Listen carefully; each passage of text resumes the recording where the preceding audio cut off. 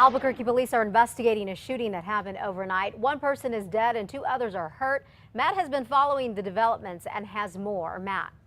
Elizabeth, right now investigators don't know a whole lot about what happened near the Windrock Mall, but they do know it was not good. Take a look. Here's a live picture of investigators still out there. They have been there since about 11 o'clock last night. Again, this is right across the street from the Windrock Mall. It's on Haynes Avenue near Indian School and Pennsylvania. Dozens of officers are still out there. You do want to avoid this area if you can this morning. You do have some of the side streets and maybe even what looks like part of Pennsylvania blocked off.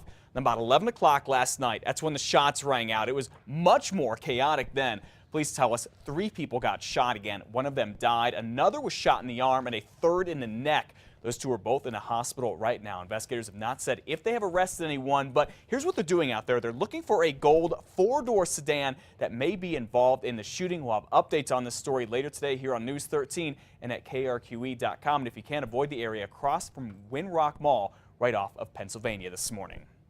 Another riveting day in court expected today in the civil trial of a detective who shot and killed an Iraq War veteran in Albuquerque 3 years ago.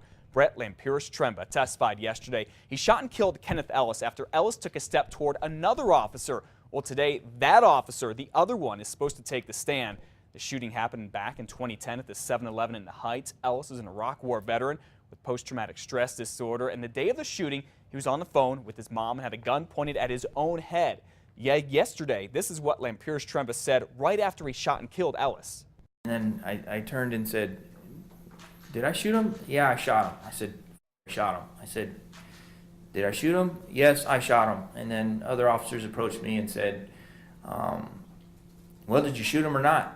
And I said, "Yes, I did." Well, a judge has already ruled the shooting violated Ellis's constitutional rights. Now a jury is going to decide how much money the police department of the city should pay to compensate Mr. Ellis's family. Yesterday, an expert testified that the monetary value of Ellis's life is about $5.8 million. We'll be back in court today and have updates this afternoon.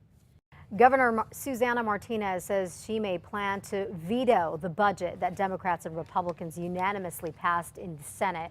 The $5.9 billion budget is up almost $250 million from last year's.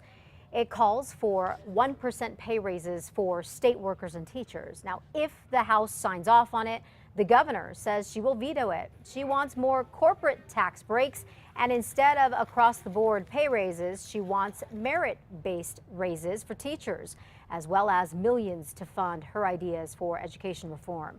If lawmakers and the governor cannot agree on a budget by Saturday, we are looking at a special session. State lawmakers want employers to have the option to cut their workers' hours in order to save jobs. The plan passed the state house. Now, if the Senate and governor approve it, your boss could cut your hours to save other people's jobs. The state would then pay out partial unemployment to those who have had their hours cut. We can keep jobs, keep people working, and let them continue supporting their families. Okay, so if the bill passes, New Mexico could get federal dollars to set up the system to pay for these partial unemployment benefits. A big fight is brewing about another key issue on the House floor, raising the state's minimum wage. Republicans argue that boosting the rate by $1 to $8.50 an hour would make New Mexico's the highest minimum wage in the whole region, topping Arizona's $7.80 an hour. If the wage hike passes the House, the Senate would still have to accept certain amendments before sending the bill to the governor.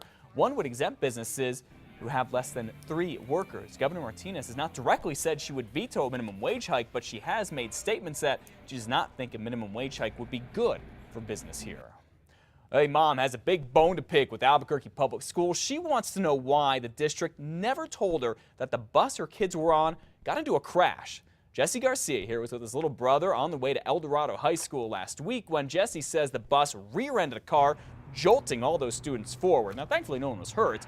But Jesse's mom says the only thing the district told her about this was that one of her kids was late to class.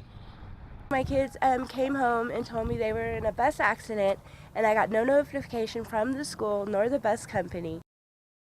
Mrs. Garcia says the school blamed the bus company, while the bus company says no, it's the school's responsibility to go tell parents.